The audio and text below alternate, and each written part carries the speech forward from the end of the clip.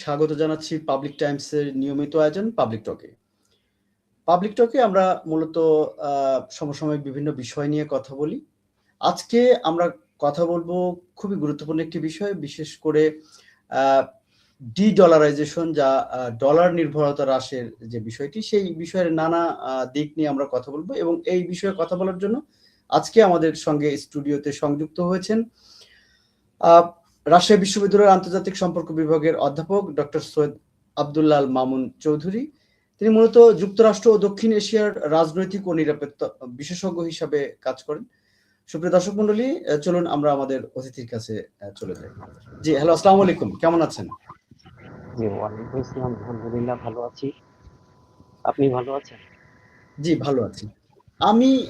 আমরা তো আজকে কথা বলবো মূলত ডি-ডলারাইজেশন বা ডলার নির্ভরতার যে একটা বিশাল ব্যাপার রয়েছে, সেই বিষয়টা নিয়ে। আমরা প্রথমেই আপনার কাছ থেকে জানতে চাই যেটি, যে আসলে এই যে মানে ডলারের যে কার্যক্রম, মানে আধিপত্য যেটা আমরা বলি, বা ডলারের যে নির্ভরতা, এটা আসলে শুরু হলো, শুরুর বিষয়টা একটু যদি বলতেন আপনি।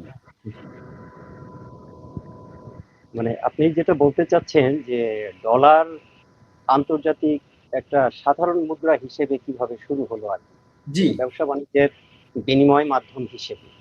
জি, হ্যাঁ, সেটা যদি আমরা বলি, দেখেন, এই যে পৃথিবীর মানুষ যখন থেকে স্থায়ীভাবে বসবাস করা শুরু করলো, তখন কিন্তু একটা সমাজ তৈরি হলো, এবং এই সমাজে লেনদেন, সেই লেনদেনের যে অর্থনৈতিক কর্মকাণ্ড, এগুলো বিভিন্ন প্রক্রিয়ার মাধ্যমে একটা পর্যায়ে কিন্তু মানুষ বিভিন্ন রকম বিনিময় মাধ্যম আবিষ্কার করে। তারই একটা পর্যায়ে কারেন্সি বা মুদ্রা চালু হয়। এবং এই যে পাশাপাশি মানব সমাজের যে রাষ্ট্রের বিকাশ, সেই রাষ্ট্রের বিকাশের পরিপ্রেক্ষিতে পৃথিবীর বিভিন্ন অঞ্চলে বিভিন্ন রকম রাষ্ট্র গঠিত হয়, এবং তাহলে আন্তঃরাষ্ট্রীয় বিনিময় মাধ্যমের জন্য তখন বিভিন্ন ধরনের পদ্ধতি গড়ে ওঠে। এই যে ধারাবাহিকতা শত শত বছর যাবৎ, সেটার শেষের দিকে এসে আমরা যেটা দেখলাম যে দ্বিতীয় বিশ্বযুদ্ধের সময়কালের মধ্যে পৃথিবীর বিভিন্ন জায়গায় কাগজের মুদ্রা চালু হয়েছে। ধাতব মুদ্রা তো এর আগে ছিল। এখন এই যে বিনিময় মাধ্যম, বিভিন্ন দেশের বিভিন্ন রকমের যে মুদ্রা, তাহলে এই পণ্য বিনিময়ের ক্ষেত্রে কোন মুদ্রার মান কিভাবে নির্ধারিত হবে? অর্থাৎ এক এক দেশের যে নিজস্ব মুদ্রা আছে, সেই মুদ্রাগুলো যদি একটা আন্তর্জাতিকভাবে স্বীকৃত একটা পদ্ধতিতে লেনদেনের একটা স্থির সিদ্ধান্ত না হয় ইন্টারন্যাশনাল কমিউনিটিতে, তাহলে তো ব্যবসা বাণিজ্য স্থবির হয়ে যাবে। মানে কোন মুদ্রার সাথে কোন মুদ্রার বিনিময় হার কেমন হবে, এগুলো নিয়ে ডিসপিউট তৈরি হবে, ফলে কিন্তু আন্তর্জাতিক বাণিজ্য সম্ভব হবে না। তো সেই হিসেবে যখন দেখা গেল যে দ্বিতীয় বিশ্বযুদ্ধের পূর্বে পুরো পৃথিবীতে যারা সাম্রাজ্যবাদী শক্তি ছিল, তাদের মধ্যে হলো ব্রিটেন ছিল এক নম্বর, তারপর ফ্রান্স ছিল, তারপর স্পেন ছিল, ইটালি ছিল। কিন্তু তার আগে যেমন মুসলিমরা পুরো পৃথিবীকে শাসন করেছে প্রায় 500-700 বছর। এইভাবে যখনই যারা পুরো পৃথিবীকে শাসন করেছে, তখন তাদের মুদ্রা ব্যবস্থাই কিন্তু অন্যান্য দেশের মুদ্রা ব্যবস্থার উপরে আধিপত্য বিস্তার করেছে। এটা স্বাভাবিক। হ্যাঁ, কিন্তু যখন সেকেন্ড ওয়ার্ল্ড ওয়ারে এসে দেখা গেল যে এই যে দীর্ঘ 5-6 বছরের যে যুদ্ধ, এই যুদ্ধে পুরাতন সাম্রাজ্যবাদী শক্তি, অর্থাৎ ব্রিটেন, ফ্রান্স, ইটালি, স্পেন, এদের ব্যাপক যুদ্ধটা যেহেতু ইউরোপ আর এশিয়াতে হয়েছে, আমেরিকার মাটিতে যুদ্ধটা হয়নি, আফ্রিকার মাটিতে হয়েছে, সাগর অঞ্চলে হয়েছে, আর মূলত ইউরোপ এবং এশিয়াতে যুদ্ধটা হয়েছে। ফলে যুদ্ধের যে ক্ষতি, সেই ক্ষতিতে হয়েছে এশিয়া এবং ইউরোপে মূলত। ফলে ইউরোপের যে সাম্রাজ্যবাদী শক্তি ব্রিটেন, ফ্রান্স, ইটালি, এদের কিন্তু এই দ্বিতীয় বিশ্বযুদ্ধের সময় ব্যাপক অর্থনৈতিক বিপর্যয় ঘটে, অবকাঠামোগত বিপর্যয় ঘটে। কিন্তু এর মধ্যে দিয়ে আপনি দেখবেন যে মার্কিন যুক্তরাষ্ট্র যেহেতু অন্য একটা গোলার্ধে ছিল, তারা কিন্তু ইউরোপ থেকে উদ্ভূত এই বিশ্বযুদ্ধ থেকে লাভবান হয়। তারা তাদের লোকক্ষয় হয়, কিন্তু অর্থনৈতিকভাবে তারা কিন্তু শক্তিশালী হয়ে ওঠে। এবং একটা পর্যায়ে যখন দেখা গেল যে জার্মানি ব্রিটেনকে দখল করার জন্য মরিয়া হয়ে উঠেছে, তখন পুঁজিবাদের যে মেইন কেন্দ্র ছিল ইংল্যান্ডে, জার্মানির আক্রমণের ভয়ে তখন কিন্তু ইংল্যান্ড তার যে স্টক এক্সচেঞ্জ, সেটাও কিন্তু মার্কিন যুক্তরাষ্ট্রের নিউ ইয়র্কে ট্রান্সফার করে। অর্থাৎ আন্তর্জাতিক বাণিজ্য যেটা নিয়ন্ত্রণ করত সাম্রাজ্যবাদী ব্রিটেন এবং তার প্রতিদ্বন্দ্বী ফ্রান্স, এবং তাদের যে শক্তিগুলো, এই ইউরোপীয় শক্তিগুলোর পতন ঘটে সেকেন্ড ওয়ার্ল্ড ওয়ারে, এবং নতুন একটা শক্তি বেরিয়ে আসে সুপার পাওয়ার হিসেবে মার্কিন যুক্তরাষ্ট্র।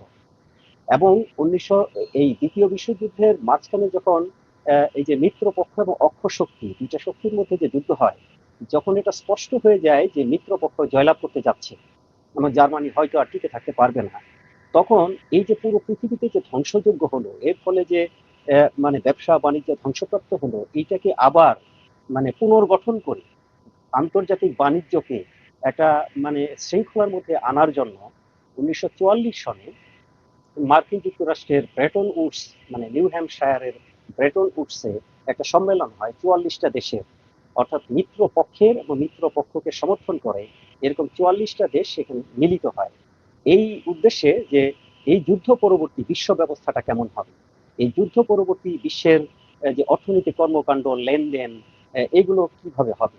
ওই যে ব্রেটন উডস যে সম্মেলনটা হয়, সেই সম্মেলনে একটা সিদ্ধান্ত নেওয়া হয় যে আন্তর্জাতিক মুদ্রা হিসেবে, বিনিময় মাধ্যম হিসেবে ডলারকে একটা কমন মুদ্রার মতো করে গ্রহণ করা হবে, কারণ সেই সময়ে মার্কিন যুক্তরাষ্ট্র একক সুপার পাওয়ার হিসেবে আবির্ভূত হয় এবং তার অর্থনীতি পুরো পৃথিবীতে শক্তিশালী অর্থনীতি ছিল। কাজেই শক্তিশালী অর্থনীতি বা প্রধান অর্থনীতির দেশের মুদ্রাটা সেখানে নেতৃত্বের আসনে আসে এবং একটা চিন্তা হয় যে এই মুদ্রার বিনিময় হারটা স্থির বিনিময় হার পদ্ধতিতে হবে এবং সেই বিনিময় হারটা হবে যে 1 আউন্স স্বর্ণ সমান 35 ইউএস ডলার, অর্থাৎ 35 ইউএস ডলার সমান 1 আউন্স স্বর্ণ। এই যে স্থির করে দেওয়া হয়, এইটার উপর ভিত্তি করে এবং এইটার সাপেক্ষে পৃথিবীর অন্যান্য দেশের মুদ্রাগুলো এইখানে একটা মানে মুদ্রার মান নির্ধারণ এই সাপেক্ষে হবে।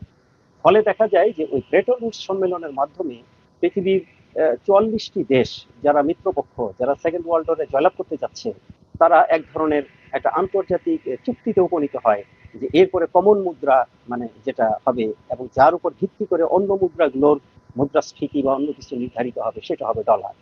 এইভাবেই পৃথিবীতে প্রথম ডলার একটা মানে আন্তর্জাতিক বাণিজ্যের চালিকা শক্তি হিসেবে ডলার আবির্ভূত হয়। এবং ওই সম্মেলনে আরো দুটো সিদ্ধান্ত হয় যে আন্তর্জাতিক এই যে বিপর্যয়টা ঘটলো, বিভিন্ন দেশে শিক্ষা, স্বাস্থ্য এবং অবকাঠামোগত রিকনস্ট্রাকশনের জন্য কিভাবে কে কাকে সাহায্য করবে, কারণ প্রত্যেকটা দেশই ক্ষতিগ্রস্ত হয়ে গিয়েছে এবং একমাত্র মার্কিন যুক্তরাষ্ট্র ওই পর্যন্ত স্বাবলম্বী আছে। তো মার্কিন যুক্তরাষ্ট্র তার সরাসরি কাউকে এইভাবে টাকা পয়সা দিতে পারবে না এতগুলো রাষ্ট্রকে, তাহলে একটা সিস্টেম হতে হবে। এই জন্য তারা একটা ব্যাংক স্থাপন করে, আইএমএফ, ইন্টারন্যাশনাল মনিটারি ফান্ড, এবং আরেকটা প্রতিষ্ঠান তারা তৈরি করে যেটা আইবিআরডি, মানে international bank for reconstruction and development. এবং এই দুটো ব্যাংক এবং এই দুটো আর্থিক প্রতিষ্ঠানের মানে কেন্দ্রটা মার্কিন যুক্তরাষ্ট্রে হয় এবং এটা লেনদেনের মাধ্যম হিসেবে ডলারকে স্থির করা হয় এবং এর মাধ্যমে ওই সুইফট সিস্টেম বলে একটা সিস্টেম ধীরে ধীরে এখানে ডেভেলপ করে। এইভাবে দেখা যায় যে দ্বিতীয় বিশ্বযুদ্ধের কারণে পৃথিবীর বড় বড় রাষ্ট্রগুলোর অর্থনৈতিক বিপর্যয় হওয়ার কারণে মার্কিন যুক্তরাষ্ট্র যেহেতু আর্থিক এবং সামরিক সব ক্ষেত্রেই একটা সুপার পাওয়ার হিসেবে বেরিয়ে আসে, ফলে তার যে কারেন্সি বা মুদ্রা, সেই মুদ্রাটাই তখন থেকে মানে একটা প্রধান মুদ্রা হিসেবে পরিচালিত হয়। এইটা অবশ্য পরবর্তীতে প্রায় 30 বছরের পর্যন্ত এভাবেই চলে। এইভাবে চলতে চলতে যে ঘটনাটা হয়, তখন এই 1970-71-এর দিকে এসে দেখা যায় যখন নিক্সন সরকার মার্কিন যুক্তরাষ্ট্রে ক্ষমতাসীন হন, তখন দেখা গেল যে ইতিমধ্যে এই 20-30 বছরে অন্যান্য যে ইউরোপীয় রাষ্ট্রগুলো তারাও তাদের ক্ষতি পুষিয়ে তারা অনেকটা স্বাবলম্বী হয়ে ওঠে। তখন তারা তাদের দেশের মুদ্রার বিনিময় হার এগুলো ঠিক করার জন্য ডলারের উপরে নির্ভরতা কমানোর চেষ্টা করে। ফলে আপনি জানেন আন্তর্জাতিকভাবে সবকিছুর মানদণ্ড স্বর্ণকে মানদণ্ড মনে করা হয়, যে যাদের গোল্ড রিজার্ভ থাকবে সেই গোল্ড রিজার্ভের উপর ভিত্তি দিয়ে কারেন্সির মানটা নির্ধারিত হবে। ফলে যেটা হলো যে বিভিন্ন দেশ ওই যে ফিক্সড করে দেওয়া হয়েছিল যে 1 আউন্স স্বর্ণ সমান 35 ইউএস ডলার, ফলে যখন ফ্রান্স, জার্মানি, জাপান এই সমস্ত রাষ্ট্র যখন ধীরে ধীরে স্বাবলম্বী হয়ে ওঠে, তখন তারা মার্কিন যুক্তরাষ্ট্রের কাছে ডলারের বিনিময়ে স্বর্ণ চাইতে শুরু করে, যে তারা স্বর্ণের রিজার্ভ বাড়ানোর চেষ্টা করে। ফলে মার্কিন যুক্তরাষ্ট্রের তখন স্বর্ণের রিজার্ভ কমে যাওয়ার মানে একটা শঙ্কা দেখা দেয়। তো স্বর্ণের রিজার্ভ যদি কমে যায় তাহলে আন্তর্জাতিক বাণিজ্যে নিয়ন্ত্রণটা হাতছাড়া হয়ে যাবে তখন প্রেসিডেন্ট নিক্সন কিছু সিদ্ধান্ত গ্রহণ করেন, যেটা ইতিহাসে নিক্সন শক নামে পরিচিত। তখন তারা নিক্সন সিদ্ধান্ত নেন যে ব্রেটন উডস সম্মেলনের মাধ্যমে এই যে 1 আউন্স স্বর্ণ সমান যে $35 স্থির করে দেওয়া হয়েছিল, এটা বাতিল করা হলো। অর্থাৎ এখন আর স্বর্ণের বিনিময় বা স্বর্ণের সাথে মান রক্ষা করার জন্য ডলারকে যে ইকুইভ্যালেন্সি করা হয়েছিল সেখান থেকে তারা বেরিয়ে আসে। এরপর থেকে হয় যে মানে কারেন্সি গুলো তখন ফ্লোটিং কারেন্সিতে পরিণত হয়। অর্থাৎ মুক্তবাজার অর্থনীতির যে কথাটা, যে মার্কেট যেভাবে ভ্যালু দিবে মানে মুদ্রার মান সেরকম হবে।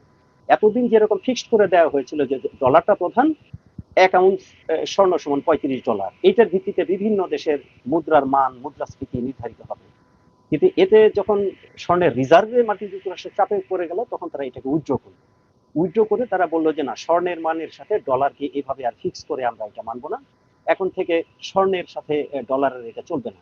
এটা হলো আন্তর্জাতিক বাণিজ্য লেনদেনের ক্ষেত্রে মার্কেটই নির্ধারণ করবে যে ডলারের মান অন্য দেশের সাথে, মুদ্রার সাথে কিরকম হবে।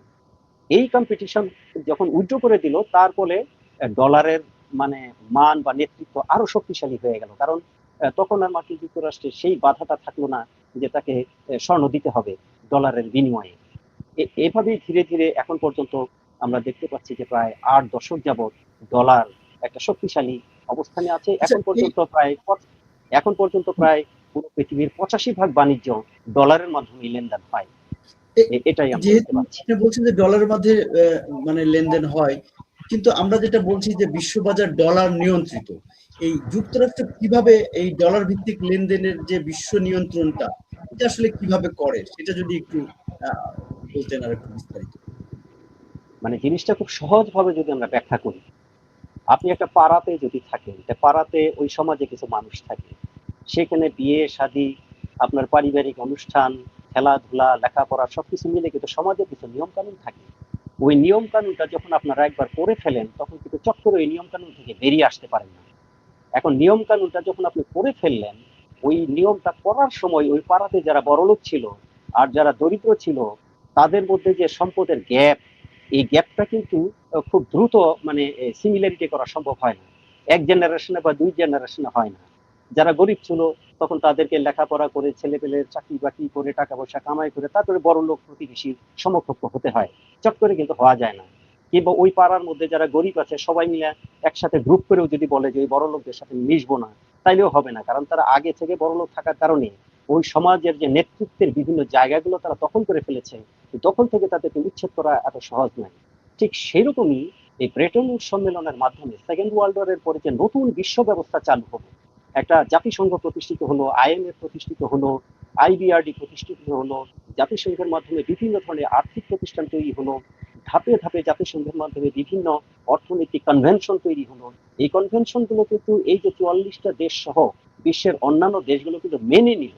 এখন আন্তর্জাতিক ব্যবসা বাণিজ্য, শিক্ষা, স্বাস্থ্য, লেখাপড়া সবকিছু কিন্তু এখন একটা গ্লোবাল সিস্টেমের মধ্যে চলছে। এই সিস্টেমের মধ্যে মার্কিন যুক্তরাষ্ট্র নেতৃত্ব নিয়ে নিয়েছে। তখন এখন পর্যন্ত মার্কিন যুক্তরাষ্ট্রের সেই অর্থনৈতিক নেতৃত্ব থেকে তাদের ডিক্রিজ হয়নি, তাদের মানে পতন হয়নি।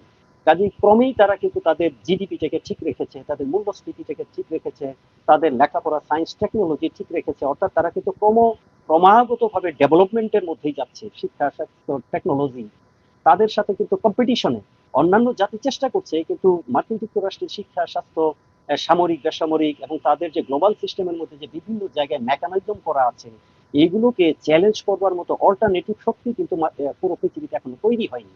এই তৈরি হয়নি জন্যই এই ডলারের বিকল্প অন্য মুদ্রাগুলো এখনো দাঁড়াতে পারছে না। কারণ হলো যে আপনি তো মার্কিন যুক্তরাষ্ট্রের সাথে বিভিন্ন চুক্তিতে আবদ্ধ, ইচ্ছে করলে সেই চুক্তি বাদ দিয়ে আপনি চীনের আন্ডারে যেতে পারবেন না, বা আপনি রাশিয়ার সাথে কাজ করতে পারবেন না, কারণ আপনার তো সেই সক্ষমতা নাই। মার্কিন যুক্তরাষ্ট্র যদি এই যে ডলার ভিত্তিক সিস্টেম করার কারণে মার্কিন যুক্তরাষ্ট্রের হাতে কিছু ক্ষমতা এসে গেছে, যে তারা ইচ্ছা করলেই কারো বিরুদ্ধে স্যাংশন দিয়ে দিতে পারে।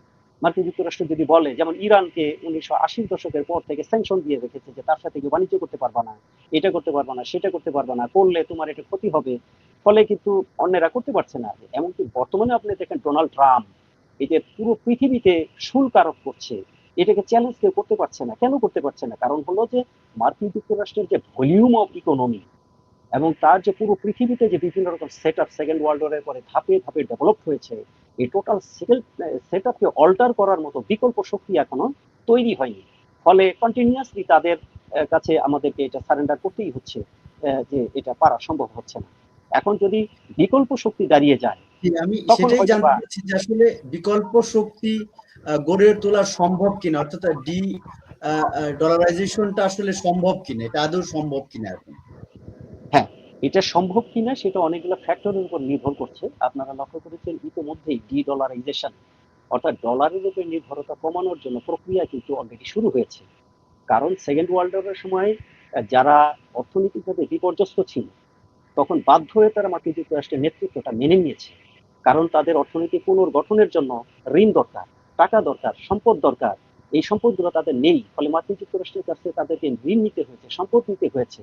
ফলে তারা কিন্তু ওই নেতৃত্বটা মেনে নিয়েছে, কিন্তু এই সম্পদ নিয়ে ধীরে ধীরে তাদের যে ডেভেলপমেন্টটা হয়েছে সেই ডেভেলপমেন্টটা হওয়ার পরে এখন কিন্তু তারা ডলারের আধিপত্য তারা মানতে চাচ্ছে না। কারণ হলো যে মার্কিন যুক্তরাষ্ট্রের সুইফট সিস্টেমের কারণে মার্কিন যুক্তরাষ্ট্র যে কোনো মুহূর্তে যে কোনো দেশকে যে কোনো রকম অর্থনৈতিক সমস্যায় ফেলে দিতে পারে। এইটা করার জন্য কিন্তু বর্তমানে কিন্তু আপনি দেখেন চায়না, রাশিয়া এবং বেশ কিছু কান্ট্রি কিন্তু ইতিমধ্যেই এই প্রচেষ্টাটা নিয়েছে। এই ডি ডলারাইজেশনের জন্য অনেকগুলো পন্থা কিন্তু নিয়েছে। আপনি দেখেন ইউরোপ কিন্তু আপনি দেখেন ইউরো নতুন একটা মুদ্রা চালু করলো মাঝখানে, যে ইউরোপীয় একটা কমন মার্কেট করার মাধ্যমে ডলারের বিকল্প তৈরি করা যায় কিনা। কিন্তু সেটা যখন তারা খুব একটা সফল হলো না তখন কিন্তু ব্রিটেন আবার সেখান থেকে বেরিয়ে আসা তারা কিন্তু বেরিয়ে আসলো। আবার এই ডি ডলারাইজেশনকে চ্যালেঞ্জ করার জন্য অনেক চেষ্টার মধ্যে একটা চেষ্টা হয়েছে যে মানে লোকাল মুদ্রা দিয়ে অর্থাৎ বাইল্যাটারাল বাণিজ্যের মাধ্যমে এক্সচেঞ্জের চেষ্টা হচ্ছে। আপনি দেখেন ইউক্রেন যুদ্ধের সময় যখনকার রাশিয়ার উপরে আপনার নিষেধাজ্ঞা জারি করা হলো তখন চায়নার সাথে রাশিয়া কিন্তু রুবল ইউয়ান এই ডলারকে পরিত্যাগ করে যে রুবলের বিনিময়ে তেল নিবে, ইউয়ানের বিনিময়ে অন্য অস্ত্র নিবে। এই যে বাইল্যাটারাল, আবার ভারতের সঙ্গে যখন রাশিয়ার এরকম হলো তখন তারাও কিন্তু মানে রুবল বনাম রুপি এইভাবে তারা লেনদেন করলো। আবার এর মধ্যে বাংলাদেশে কিন্তু ঢুকে গিয়েছে। বাংলাদেশ যখন এই যে রূপপুর পারমাণবিক বিদ্যুৎ কেন্দ্র তৈরি করলো তখন কিন্তু রাশিয়ার সাথে বাংলাদেশের টাকা এবং রুবল অথবা ইউয়ান রুবল এইভাবে কিন্তু ডলারকে বাইপাস করে এই যে বাইল্যাটারাল বিভিন্ন বাণিজ্য এগুলো প্রচেষ্টা কিন্তু শুরু হয়েছে। যারই পরিপ্রেক্ষিতে আপনি দেখেন ব্রিক্স তৈরি হয়েছে, এই যে ব্রাজিল, এই যে আপনার চায়না, এই যে আরো কয়েকটা কান্ট্রি মিলে ব্রিক্স তৈরি হয়েছে। এই ব্রিক্স থেকে কিন্তু একটা কমন একটা ব্যাংক তৈরি করার চেষ্টা হচ্ছে, যে এই ব্যাংকের মাধ্যমে মানে ডলারাইজেশন যেরকম আইএমএফ তৈরি করার মাধ্যমে করা হয়েছে, আইবিআরডি তৈরি করার মাধ্যমে করা হয়েছে, তার বিকল্প হিসেবে এই যে ব্রিক্স এর একটা ব্যাংক তৈরি করার জন্য। এবং চায়না যেরকম বিআরআই প্রজেক্ট নিয়েছে পুরো পৃথিবীকে বেল্ট অ্যান্ড রোড ইনিশিয়েটিভের মাধ্যমে এমন একটা বন্ধনে আনা যাতে করে তারা মার্কিন বলয় থেকে বেরিয়ে চায়না বলয়ের মধ্যে ঢোকে, এরকম প্রচেষ্টা কিন্তু অব্যাহত আছে। এবং এটা এবং এটা হয়তোবা যদি তারা সার্থকভাবে করতে পারে, বিশেষ করে সাউথ সাউথ কানেকশন যদি বাড়াতে পারে। কারণ ডলারাইজেশনটা কিন্তু টিকে আছে মানে গ্লোবাল সাউথের উপর ভিত্তি করে গ্লোবাল নর্থ এটাকে ডমিনেট করছে। এখন গ্লোবাল সাউথের মধ্যে যদি ইউনিটি আনা যায়, এই বাইলেটারাল কারেন্সির মাধ্যমে ডলারের উপর থেকে নির্ভরতা কমানো যায়, ইতিমধ্যে আপনারা লক্ষ্য করেছেন যে সেটা কিন্তু সম্ভব বলে মনে হচ্ছে। বর্তমান পৃথিবীতে ডলারের যে রিজার্ভ মার্কিন যুক্তরাষ্ট্রের চাইতেও রিজার্ভ এখন চায়নার বেশি। চায়নার মানে ৩.৫ ট্রিলিয়ন ডলারের রিজার্ভ আছে, অথচ মার্কিন যুক্তরাষ্ট্র ডলারের মালিক, তার আছে ৭৭ বিলিয়ন মানে রিজার্ভ। অর্থাৎ মার্কিন যুক্তরাষ্ট্র নিজেই এখন ডলারের রিজার্ভে পিছিয়ে গেছে। তো এরকম ভাবে ডলারের রিজার্ভে ফ্রান্স এগিয়ে আছে, জাপান এগিয়ে আছে। তো যে সমস্ত কান্ট্রি ডলারের রিজার্ভে এগিয়ে আছে তারা যদি ইউনিটি করতে পারে, করে যদি মার্কিন যুক্তরাষ্ট্রের সাথে কোনো রকম একটা চ্যালেঞ্জে যায়, তখন হয়তোবা ডি ডলারাইজেশনের একটা প্রক্রিয়া যে চালু হয়েছে। ইতিমধ্যে আপনি দেখেন যে ডলারাইজেশনের জন্য যে ইন্টারন্যাশনাল ডিজিটাল সুইফট সিস্টেম, সেটার বিকল্প হিসেবে চায়না কিন্তু তার একটা সিস্টেম মানে চালু করেছে, আপনারা জানেন। এগুলো আমরা কিছুটা দেখেছি। সেই সিস্টেমগুলো আমরা যেমন কয়েকটা উদাহরণ আপনাদেরকে বলতে পারি। যেমন তারা যেমন ব্রিক্স এর মাধ্যমে এই যে মুদ্রা লেনদেনগুলো করেছে, এগুলো যদি আমরা করি মানে এই এটা ডিজিটাল ফরম্যাটে তারা যে লেনদেনগুলো হচ্ছে, তারপরে ক্রিপ্টোকারেন্সির যে ধারণাটা আমাদের মধ্যে এসছে, এরকম ভাবে ডলারকে বাইপাস করে অন্য বিভিন্ন ধরনের কারেন্সি নিয়ে কিন্তু মানে পরীক্ষা নিরীক্ষা চলছে। কিন্তু তো এই সেটা ক্ষেত্রে কি একটা পর্যায়ে হয়তো বা মানে জি, আপনি যেটা বললেন যে যেমন ইউরো এক সময় শুরু হয়েছিল কিন্তু ইউরো আর ধরেন টেকে নাই বা ওইভাবে শক্ত প্রতিদ্বন্দ্বিতা করতে পারে নাই। তো এই যে আপনি এখন যেটা বললেন ডিজিটাল কারেন্সির যে বিষয়টা, এইগুলো কি আসলে সঠিকভাবে ডলারের প্রতিদ্বন্দ্বী হতে পারবে কি? আরেকটা বিষয় হচ্ছে যে এক্ষেত্রে বাধা কি, কি আছে? মানে এই ডি-ডলারাইজেশন এর ক্ষেত্রে প্রধান বাধাগুলা কি, কি আছে? সেটা যদি একটু বলেন। মানে প্রধান বাধা যেটা হলো, মানে অন্যতম অনেকগুলো বাধা আছে। তার মধ্যে একটা হলো যে আহ, বাণিজ্যের যে বলয়টা তৈরি করা হয়েছে পুরো পৃথিবীব্যাপী, মানে চেইন, মানে ট্রেডের যে চেইনটা সেকেন্ড ওয়ার্ল্ড ওয়ারের পরে এই যে নেটো করার মাধ্যমে বিভিন্ন মানে দেশকে বিভিন্ন রকম চুক্তির মাধ্যমে মার্কিন যুক্তরাষ্ট্র বিভিন্ন সময় পলিসিগতভাবে একটা গ্রুপ তৈরি করে ফেলেছে। এখন এই যে বিভিন্ন রকম ট্রেড চুক্তি, এগুলো থেকে তো গ্লোবাল সাউথের কান্ট্রিগুলো বেরিয়ে আসতে পারে নাই। এখন বিকল্প কোনো শক্তি যখন তাদের পাশে দাঁড়াবে যে তোমরা ওই চুক্তি থেকে বের হয়ে আসো, আমরা তোমাকে সাপোর্ট দিব, সেটা মিলিটারি সাপোর্ট হতে পারে, সেটা ইকোনমিক সাপোর্ট হতে পারে, সেটা অন্যরকম শিক্ষা, স্বাস্থ্য, টেকনোলজি হতে পারে। এইরকম বিকল্প শক্তি মার্কিন যুক্তরাষ্ট্রকে চ্যালেঞ্জ করার মতো ওই শক্তিটা এখনো, যেমন চায়না উত্থান ঘটছে, এবং মনে করা হচ্ছে যে এখন পর্যন্ত যেরকম পুরো পৃথিবীকে নিয়ন্ত্রণ করছে মার্কিন যুক্তরাষ্ট্র এবং ইউরোপীয় ইউনিয়ন, মনে করা হচ্ছে যে আগামী শতকটা হচ্ছে এশিয়ার জন্য। কারণ ভারতের উত্থান ঘটছে এখানে অর্থনৈতিকভাবে, জাপান তো অলরেডি বড় একটা শক্তি, তাইওয়ান একটা বড় ইকোনমিক শক্তি, হ্যাঁ। তো ডলার রিজার্ভের ক্ষেত্রে এবং অন্যান্য ক্ষেত্রে তারা কান্ট্রি হিসেবে ছোট, কিন্তু ইকোনমিক পাওয়ার হিসেবে তারা জায়ান্ট। তো তাহলে এশিয়ার মধ্যে এই যে হংকং, তাইওয়ান, চীন, ভারত, এদের যে উত্থান ঘটছে, ইরান যদি কোনো মতে তার সমস্যা মেকআপ করে আবার বেরিয়ে আসতে পারে, মিডিল ইস্টের কান্ট্রিগুলো যদি মার্কিন যুক্তরাষ্ট্রের সাথে যেভাবে নতজন নীতিতে আছে, তারা যদি সেখান থেকে বেরিয়ে আসতে পারে, তাইলে দেখা যাবে যে এতদিন ইউরোপ যেরকম পুরো পৃথিবীকে শাসন করছে, আগামী শতকে এশিয়া তখন শাসন করবে। এশিয়া যদি শাসন করা শুরু করে, তখন এশিয়ার প্রধান শক্তি হিসেবে মানে চায়না এবং তার সহায়ক শক্তি হিসেবে রাশিয়া এশিয়ারও পার্ট, ইউরোপেরও পার্ট, তারা দুটো পরিচয় দিতে স্বাচ্ছন্দ্য বোধ করে, ইউরেশিয়া বলে তাদেরকে। তো তখন এই কয়েকটা শক্তি যখন জোটবদ্ধ হবে, তখন গ্লোবাল সাউথের যে কান্ট্রিগুলো, যেগুলোকে আমরা এলডিসি কান্ট্রি বলি, যে ছোট ছোট কান্ট্রিগুলো, এই যে বাংলাদেশ বলেন, নেপাল বলেন, শ্রীলঙ্কা বলেন, এরকম থাইল্যান্ড বলেন, মালয়েশিয়া বলেন, মানে যত ধরনের কান্ট্রিগুলো আছে, এরা তখন মার্কিন যুক্তরাষ্ট্রের ডলারের বন্ধনে যে আবদ্ধ হওয়া আইএমএফ এর চুক্তির মাধ্যমে যে তারা বিভিন্নভাবে আটকা পড়ে আছে, ওখান থেকে তারা বেরিয়ে আসবে। ওই বেরিয়ে আসার জন্য যেরকম চায়না একটা অফার দিয়েছে, বেল্ট অ্যান্ড রোড ইনিশিয়েটিভ। এখন মনে করেন যে আইএমএফ এর কাছ থেকে অনেকে লোন না নিয়ে, চায়না বলছে যে আইএমএফ এর কাছে তোমার লোন নেওয়ার প্রয়োজন নাই, তুমি আমার কাছ থেকে লোন নাও। এইভাবে যে জিনিসগুলো আছে, আসলে সব মূল কথাটা তো হচ্ছে যে গরিব রাষ্ট্রগুলোকে কে শেল্টার দিতে সক্ষম, এইটা যখন প্রমাণ হবে। এখন পর্যন্ত কোনো শক্তি এককভাবে প্রমাণ করতে পারতেছে না মার্কিন যুক্তরাষ্ট্র ছাড়া যে মার্কিন বলয় থেকে বেরিয়ে আসলে আমরা তোমাকে সাপোর্ট দিতে সক্ষম। সেই প্রচেষ্টাটা চলছে। সেই প্রচেষ্টাটা যেমন রাশিয়া চেষ্টা করছে, রাশিয়া, এখানে যদি ইরান, রাশিয়া, চায়না, ভারতের সাথে চায়নার যদিও মানে ভৌগোলিক সংঘাত আছে, কিন্তু ইকোনমিক কারণে যদি তারা তাদের সংঘাত ভুলে ঐক্যবদ্ধ হতে পারে, পাকিস্তান বা আমাদের যে সাউথ এশিয়ার কান্ট্রিগুলো যদি কোনো একটা মনে করে যে মাল্টিল্যাটারাল কানেকশনের মাধ্যমে বা বাইল্যাটারাল নেগোসিয়েশনের মধ্যে এক হতে পারে, অর্থাৎ এমন সিস্টেমটা যেটা গ্লোবাল সাউথকে অবশ্যই গ্লোবাল নর্থের কাছ থেকে এশিয়ার শক্তিগুলোর কাছে আসবে, তখনই কিন্তু ডলারের সেই আধিপত্যটা থাকবে। কিন্তু এটা এত সেক্ষেত্রে কি জটিল কোনো একটা প্রক্রিয়া। নির্দিষ্ট মানে সেই ক্ষেত্রে কি কোনো নির্দিষ্ট দেশ আহ, আপনার এককভাবে হবে নাকি ক্ষমতায়নটা কয়েকটি দেশ মিলে আপনি যেটা বললেন আপনার কি মনে হয় মানে বিকল্প নতুন একটি দেশ হবে নাকি একটি কয়েকটা দেশ বলয়ের মাধ্যমে একটি এই যে নেতৃত্ব দিতে পারবে আপনি কি মনে মানে করেন? যেভাবে বিশ্ব এগিয়ে যাচ্ছে, এখানে জিনিসটা হলো যে এককভাবে কোনো শক্তি দাঁড়ানোর ক্ষেত্রে মার্কিন যুক্তরাষ্ট্রের যে সুবিধাটা, তারা এক ধাপ এগিয়ে আছে। তো মার্কিন যুক্তরাষ্ট্র রাষ্ট্রটা তৈরি হয়েছে রেডিমেড সিভিলাইজেশন হাতে নিয়ে। ইংল্যান্ড থেকে এলিট লোকগুলো মার্কিন যুক্তরাষ্ট্রে গিয়ে তারা রাষ্ট্রটাকে তৈরি করেছে, ফলে টেকনোলজি গুলো তারা রেডিমেড পেয়েছে। কিন্তু অন্যান্য রাষ্ট্র যেরকম তাদেরকে কিন্তু সভ্যতার বিকাশের ধারাবাহিক প্রক্রিয়ার মাধ্যমে ধাপে ধাপে এগোতে হয়েছে, স্লো অ্যান্ড স্টিডি ওয়েতে, যেটা মার্কিন যুক্তরাষ্ট্রকে করতে হয়নি। তারা ওখানে জোর করে গিয়ে জায়গা দখল করে ওখানকার স্থানীয়দেরকে মেরে হত্যা করে নিশ্চিহ্ন করে দিয়ে তাদের সম্পদগুলো রেডি করে তারা মানে যে টেকনোলজি দিয়ে তারা ব্যবহার করে আরো বেশি স্বাবলম্বী হয়ে গেছে, যেটা অন্যান্য রাষ্ট্রের ক্ষেত্রে কিন্তু ঘটে না। চায়নাকে কিন্তু বিল্ড আপ করতে হয়েছে কয়েকশো বছর যাবত, ভারতকে কিন্তু তার ঐতিহ্যকে ওকে বিল্ড আপ করতে হয়েছে।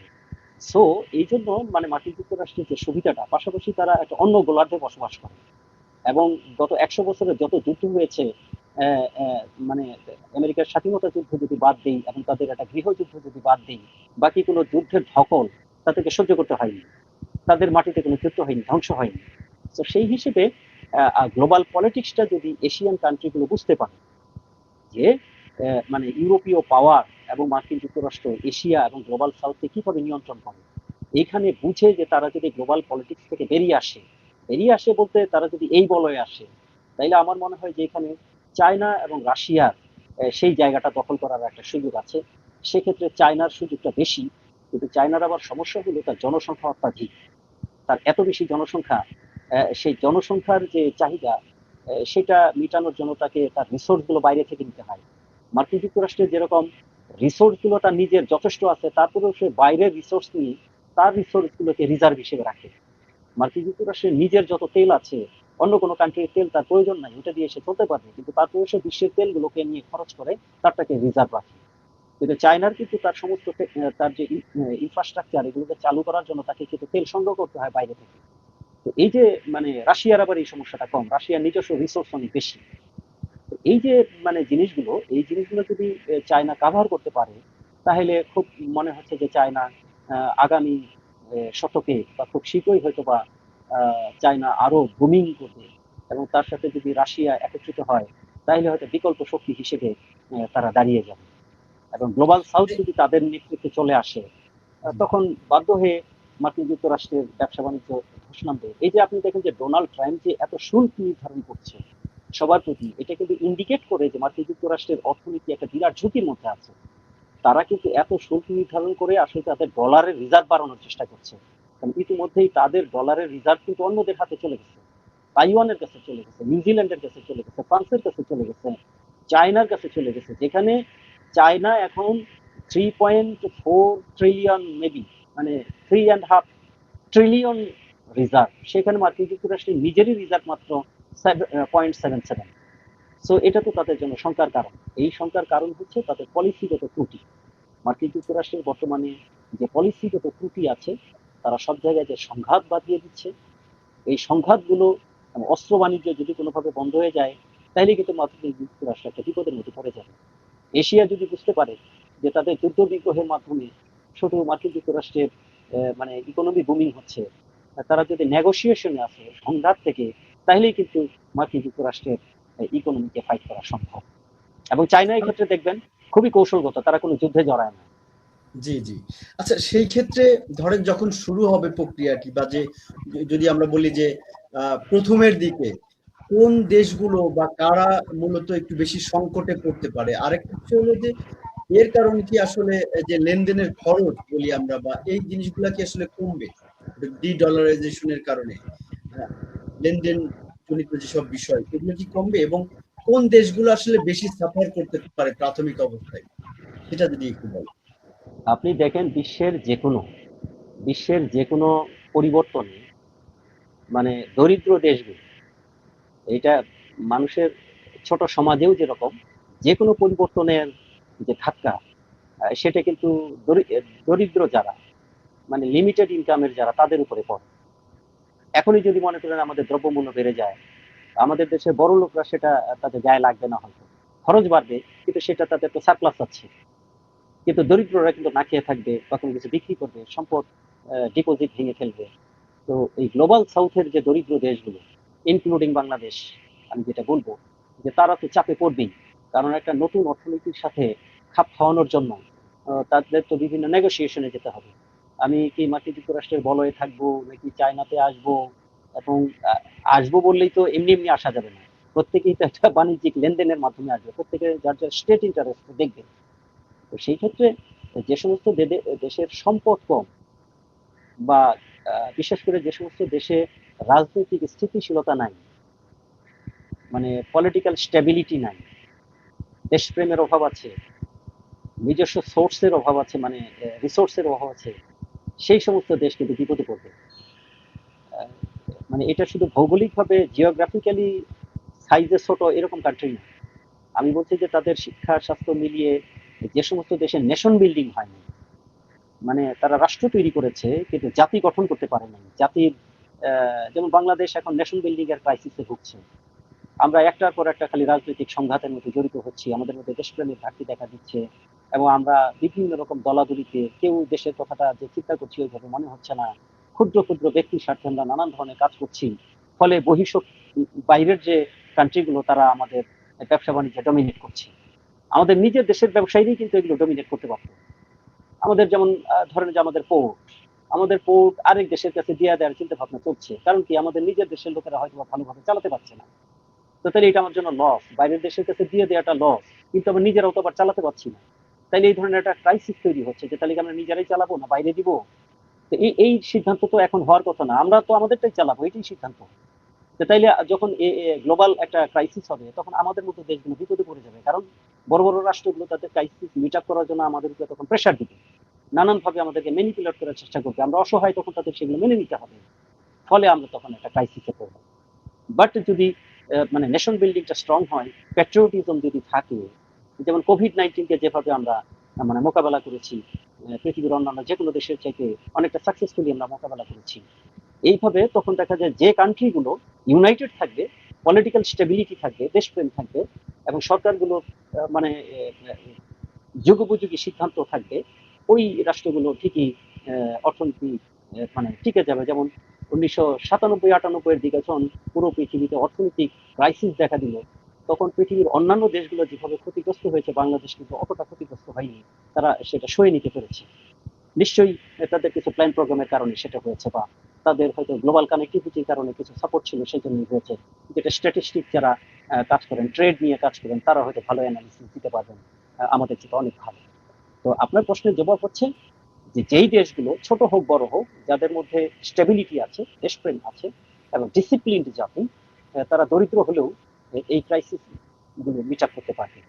আর যে সমস্ত দেশ যেমন আফ্রিকা, আফ্রিকা দেখেন বিপুল সম্পদশালী একটা এরিয়া, তাতে কিন্তু বিপুল মনে করেন খনিজ সম্পদ এটা সেটা আছে, কিন্তু তারা কিন্তু যুদ্ধ বিগ্রহ মারামারিতে লিপ্ত হয়ে একেবারে দরিদ্রের শেষ সীমায় উপনীত হয়েছে। এটা কেন? তাতে পলিটিক্যাল ইনস্টেবিলিটির জন্য, শিক্ষা দীক্ষা জ্ঞান বিজ্ঞানে তারা পিছিয়ে থাকার কারণে, পারস্পরিক দ্বন্দ্ব সংঘাতে লিপ্ত হওয়ার কারণে। তাই না ব্যাপারটা? ব্যাপারটা এরকম। তো জি, গ্লোবাল সাউথই একটু চাপের মধ্যে পড়বে। বুঝতে পারছি। আচ্ছা, সেই ক্ষেত্রে আমরা অনুষ্ঠানের মোটামুটি শেষের দিকে আপনি অনেকগুলো বিষয় খুব সুন্দর করে বলেছেন। আমার শেষের যে বিষয়টা যে আপনি আ কি মনে করেন যে কত দিনের মধ্যে ধরেন মোটামুটি এই ডি-ডলারাইজেশন এর বা ডলারের প্রতি যে আপনার নির্ভরতা কমতে পারে, সেটার কি কোনো ধারণা আপনার আছে কিনা? বা আপনি কোনো এনালাইসিস করে কোনো কিছু বলতে পারবেন? না, এটা সুনির্দিষ্ট টাইম ফ্রেম বলা সম্ভব নয়। কিছু ফ্যাক্টর বলা যেতে পারে যে এই ফ্যাক্টর আচ্ছা, গুলো হলে সেটা জি, হবে, এরকম বলা যায়। জি, কিন্তু টাইম, এই ফ্যাক্টরটা আসতে, গ্লোবাল সিস্টেমটা এখন এত জটিল পর্যায়ে আছে, যেমন মনে হয় না যে কেউ এটাকে মানে প্রফেসি করতে পারবে, ভবিষ্যৎবাণী করতে পারবে। আপনি দেখেন যে এখন পর্যন্ত মার্কিন যুক্তরাষ্ট্রের যে জিডিপি, জিএনপি, এগুলো কিন্তু এক ধরনের ধারাবাহিক ডেভেলপমেন্টের মধ্যে আছে, এটা ডিক্লাইনিং এ যায়নি। কারণ হলো যে একটা সাম্রাজ্যবাদী শক্তিকে টিকে থাকার জন্য তাকে কি করতে হয়? অন্যান্য রাষ্ট্রগুলোকে পারস্পরিক সংঘাতে লিপ্ত করায় রাখতে হয়, যাতে করে তার ডমিনেশনটা বজায় রাখে। মার্কিন যুক্তরাষ্ট্র কিন্তু সেটাতে সক্ষম হচ্ছে। পৃথিবীর বিভিন্ন জায়গায় দ্বন্দ্ব সংঘাত তৈরি হচ্ছে, সেটা ইন্টারন্যাশনাল পলিটিক্সের কারণে হচ্ছে, সেখানে কিন্তু বিভিন্ন ধরনের অস্ত্র বিক্রি হচ্ছে, ফলে তার সিস্টেমটা কিন্তু সে চালু রাখছে। এখন আপনি যে টাইম ফ্রেমের কথা বললেন, সেটা হলো যে মার্কিন যুক্তরাষ্ট্রের এই যে স্ট্রাকচারটা তৈরি হয়েছে সেকেন্ড ওয়ার্ল্ড ওয়ারের পর, এই স্ট্রাকচারটাকে আঘাত করতে সক্ষম বিকল্প শক্তি আসতে যতদিন লাগবে, ডলারের আধিপত্য ততদিন থাকবে। চায়নার চেষ্টা করছে, এবং সেটা মনে করা হচ্ছে যে আগামী শতকে হয়তো এটা হবে। কোনো কোনো মানে কোনো কোনো মানে বিশেষজ্ঞের এরকম কথা বলতে শুনেছি যে সম্ভবত আগামী 50 বছরের মধ্যেই মার্কিন যুক্তরাষ্ট্রে ধস নামবে, এরকম কথা অনেকে বলছেন। যে আগামী 50 বছরের মধ্যেই হয়তো এই ধরনের ঘটনা ঘটবে। কারণ ইতিমধ্যেই মার্কিন যুক্তরাষ্ট্রের সিস্টেমের মধ্যে অনেক ত্রুটি দেখা দিয়েছে, যার জন্য যেমন তাদের ডলারের রিজার্ভ কমে গিয়েছে, অর্থনৈতিক বিভিন্ন ধরনের সংস্কার তাদের করতে হচ্ছে বাধ্য হয়ে। বিশেষ করে তাদের সামাজিক সূচকগুলোর মধ্যে তারা যেভাবে মিডিয়া কন্ট্রোল করে, কিন্তু বাস্তবে তাদের বিভিন্ন ধরনের সূচকের মধ্যে সমস্যা দেখা দিয়েছে। তাদের মনে করেন যে তাদের যে জীবনযাত্রা ব্যয় এবং তাদের যে লাক্সারি লাইফ, এই লাক্সারি লাইফকে কন্টিনিউ করার জন্য তারা যে চিপ লেবার পৃথিবীর বিভিন্ন জায়গা থেকে সংগ্রহ করে, পৃথিবীর বিভিন্ন দেশ এখন লেবার কস্ট বেরিয়ে দিচ্ছে, ফলে তাদের একটা অর্থনৈতিক চাপ হয়তো সামনের দিকে হবে। তো এরকম কথা আর কি আমাদের শোনা যাচ্ছে। এবং যদি ব্রিক্স সফল হয় এবং যে ইন্টারন্যাশনাল যে মানি এক্সচেঞ্জ সিস্টেমের মধ্যে যে বাইলেটারাল কানেক্টিভিটি শুরু হয়েছে, এগুলো যত দ্রুত কানেক্টিভিটি হবে, যেমন মার্কিন যুক্তরাষ্ট্র দেখলো যে রাশিয়া ইউক্রেনকে আক্রমণ করেছে, তো মার্কিন যুক্তরাষ্ট্রের রাশিয়ার যত টাকা পয়সা ছিল সেগুলো ফ্রিজ করে দিচ্ছে তারা। এখন এই জন্য কিন্তু রাশিয়াকে তারা কিন্তু দমাতে পারেনি শেষ পর্যন্ত, তারা জয়লাভ করতে পারেনি। যদিও ইউক্রেনের সাথে রাশিয়া যুদ্ধ করছে মনে হচ্ছে, আসলে কিন্তু পুরো নেটোর সাথেই যুদ্ধ করছে, কারণ তারা প্রক্সি ওয়ার করছে। তো এটা কিন্তু মার্কিন যুক্তরাষ্ট্র দেখেন আফগানিস্তান থেকে ফেরত যেতে বাধ্য হলো। এরকম ভাবে বিভিন্ন জায়গায় এখন তারা ফিলিস্তিনে একটা ঘাঁটি করার চেষ্টা করছে। এইগুলোর কারণ কি? যে এখান থেকে তারা মানে তাদের যে বিভিন্ন জায়গায় যে ডমিনেশন গুলো, সেই ডমিনেশন গুলো কিন্তু আস্তে আস্তে শিথিল হয়ে যাচ্ছে। যে জাপানকে তারা বোমা মেরে নিয়ন্ত্রণ করেছিল, সেই জাপান একটা বড় অর্থনৈতিক শক্তি হয়ে গিয়েছে। যে জার্মানির বিরুদ্ধে যুদ্ধ করে পরাজিত করে তারা এই সিস্টেমটা চালু করেছে, জার্মানি কিন্তু এখন মানে অনেক শক্তিশালী হয়ে গিয়েছে। তো কোনো একটা রাষ্ট্র শক্তিশালী হওয়া মানেই ইন্টারন্যাশনাল বাণিজ্যে তার প্রপার শেয়ারটা সে আদায় করার চেষ্টা করবে, ফলে হাইলি কম্পিটিশন হবে। সেই ক্ষেত্রে মার্কিন যুক্তরাষ্ট্র একা কি করবে? তো এটা অনেক বিশেষজ্ঞ মনে করছেন যে যে প্রবণতা শুরু হয়েছে এটা হয়তো আগামী 50 বছরের মধ্যেই, যদিও এখন পর্যন্ত প্রায় 85 মানে বিশ্ব বাণিজ্যের 85% ডলারের মাধ্যমে হয়, কিন্তু এটা কমতে শুরু করেছে। কমার গতি যদিও খুব স্লো। অনেকে মনে করছেন যে আগামী 55 দশক বা 4-6 দশকের মধ্যেই হয়তো এই যে সিল্ক সিস্টেম এবং ডলারাইজেশনের যে সাম্রাজ্য, এখান থেকে বিশ্ব হয়তো অনেক শিথিল পথে চলে আসবে। জি, ধন্যবাদ। আপনি অনেকগুলো বিষয় খুব সুন্দর করে বলেছেন। আমাদের দর্শকরা আশা করি এই বিষয়টি খুব ভালোভাবে বিশ্লেষণগুলো বুঝতে পারবেন এবং জানতে পারবেন। আপনাকে অসংখ্য ধন্যবাদ আপনার ব্যস্ত সময়ের মধ্যেও আমাদের সময় দেওয়ার জন্য। এবং পরবর্তীতে আশা করি আবারও কথা হবে। সে পর্যন্ত ভালো থাকবেন। আপনাকে অসংখ্য ধন্যবাদ এত সুন্দর একটা বিষয় দর্শকদের সামনে উপস্থাপন করে আমাকে কথা বলার সুযোগ দেওয়ার জন্য। আসুন আমরা ভাবি আমাদের দেশকে কিভাবে আমরা সংঘাত মুক্ত রাখতে পারি, আমাদের দেশকে কিভাবে নেশন বিল্ডিং এর প্রক্রিয়ায় নিতে পারি, যাতে করে বিশ্বের যে কোনো পরিবর্তনের মধ্যে জাতি হিসেবে, রাষ্ট্র হিসেবে আমরা যেন মাথা উঁচু করে থাকতে পারি। এই আহ্বান আমি আমার দর্শক শ্রোতা যারা আছেন তাদের প্রতি রাখি। জি, অসংখ্য ধন্যবাদ। আসলেও আমরা এই আপনি যে আহ্বানটা জানালেন, এই আহ্বান আমরা যেন ঠিকঠাক মতো আসলে করতে পারি। সেটাই আমাদের জন্য জাতি হিসাবে সবচেয়ে ভালো এবং সামনের দিনগুলো তেমনই হোক, সে প্রত্যাশা আমাদের রইল। ধন্যবাদ আপনাকে। শুভরাত্রি। সুপ্রিয় দর্শক মণ্ডলী, এতক্ষণ আমাদের সঙ্গে থাকার জন্য অসংখ্য ধন্যবাদ। আপনাদের যদি এই বিষয়ে আরো কোনো কিছু জানার থাকে কিংবা কোনো মত থাকে কিংবা অভিমত থাকে, আপনারা কমেন্টস অপশনে জানাবেন। সেই বিষয়গুলো আমরা পরবর্তীতে জানানোর চেষ্টা করব। সুপ্রিয় দর্শক মণ্ডলী, ভালো থাকবেন, সুস্থ থাকবেন, আমাদের সঙ্গে থাকবেন।